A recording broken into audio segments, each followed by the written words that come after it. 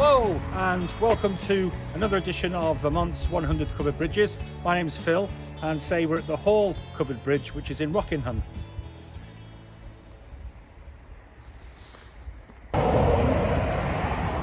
So the Hall Covered Bridge was built in 1867. It was a very popular bridge just after the turn of the 1900s, because here behind me was the Barber Park, which is one of the first amusement parks in the state of Vermont. I've come through to the other end of the bridge because it's a bit quieter with all the traffic going. So Barber Park was one of the first amusement parks in the state of Vermont, and it was built by a local wealthy business person, C.L. Barber. And say it was an amusement park. It was mainly for like concerts and vaudeville shows. There was a terrace gardens, there was a dance pavilion theatre, there was tennis courts, there was a playground, a ball field, a polo field and a zoological park.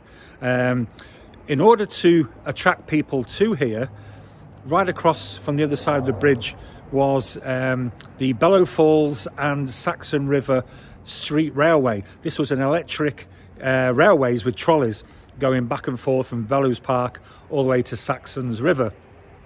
And again, that was funded through C.L. Barber because he needed people to come to his park. And so literally thousands of people every weekend were pouring through the bridge that is behind me. So the park survived until 1923 or 24, and the streetcars survived a few more years later, and it ended when one of the streetcars actually caught fire. So this was one of the original of the 17 covered bridges in the Rockingham area, and only one survives, and that was the Worrell Bridge that we went to 2 episodes ago, in episode 9. In 1980, a local construction company, the driver drove through this bridge, and his combined weight of the truck and the load was 30 tons. Now, if I walk over to the sign, it currently says weight limit is 8 tons. Back then it was 10 tons. So this truck was 3 times over the limit. The driver got halfway over and he heard this big creak. He heard the bridge groaning, as if to say, I'm sorry, but this isn't going to happen. The driver panicked. He jumped out of his cab and ran to the spot where I am. He turned round and saw his truck just go through the floor and into the river. I'm about to show you a picture now of the result of that accident.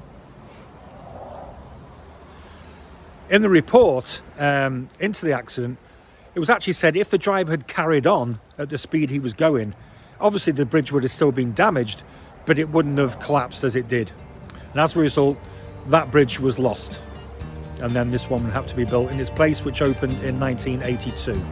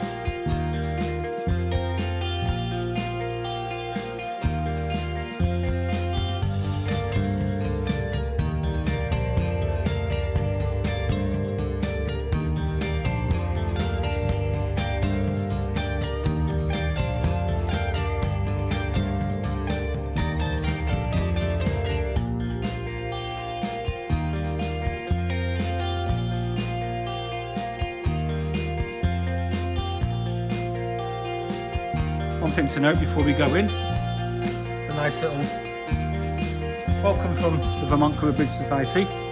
And also these 2 houses here, they have their mailbox perched inside the portal. That's quite good.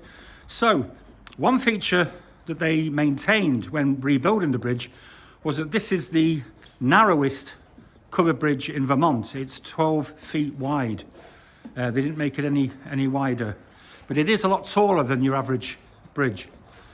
112 feet long and town lattice style bridge with a couple of windows on either side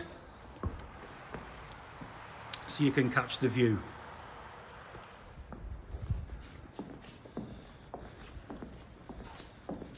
We're coming back onto the busy Route 121, and the road behind us is pretty much, it's almost like a dirt track, and it leads to Bellow Falls Forest.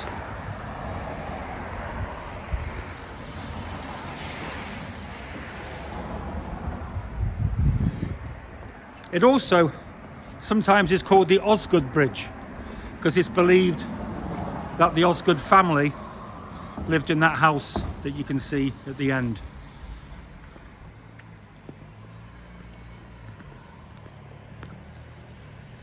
It's a rather unique bridge in height and width.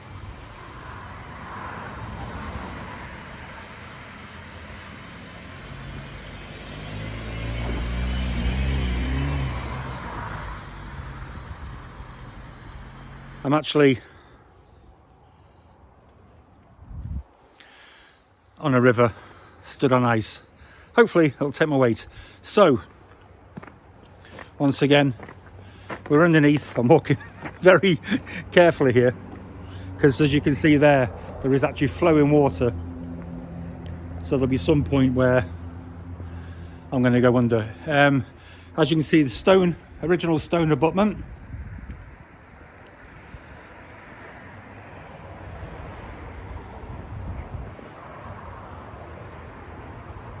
On both sides, just capped off with a little bit of concrete to support it, but it looks good. I'm not going to go any further, but I am on the ice. Welcome onto the Saxons River. The Saxons River is 23 miles long, and it starts east of the Glebe Mountain, and it flows all the way through Grafton, through the village which is also called Saxons River, and then it flows into Westminster and into the Connecticut River. So it's a direct tributary of the Connecticut River. I'm now upstream from the bridge and very close to this water break before it goes underground or under the ice. And there were 5 covered bridges in Rockingham that were on the Saxons River. This is the only one that remains. But also, if you recall last week's episode at the Kidder Hill Bridge, there was another 4 covered bridges on the Saxons River in Grafton. So in total, this river, and actually Grafton is about 4 miles away from here. So in a matter of like a 6, 7, 8 mile stretch, there were 9 covered bridges at one time. And here we have the Saxons River meeting Storm Irene in 2011. This isn't at the Hall covered bridge. It's a little bit further upstream in the town of Saxons River.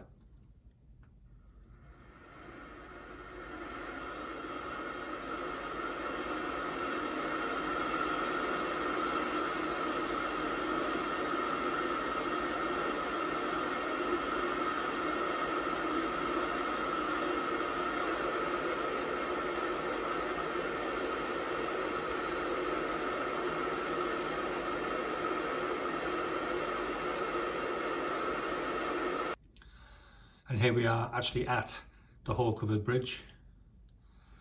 You can see the water just not quite made it yet, but obviously a lot of debris can easily hit the bridge. As you can see, there are a couple of things already sticking out.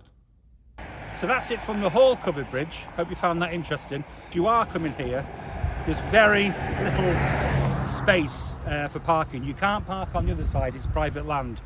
And there's literally no space here. We've just pulled in to do this. Thankfully, I got a work colleague who lives very near, and we was able to park there. So thanks very much, Brooke. You were a lifesaver today. And once again, thanks to Vermont Covered Bridge Society for all their help and support.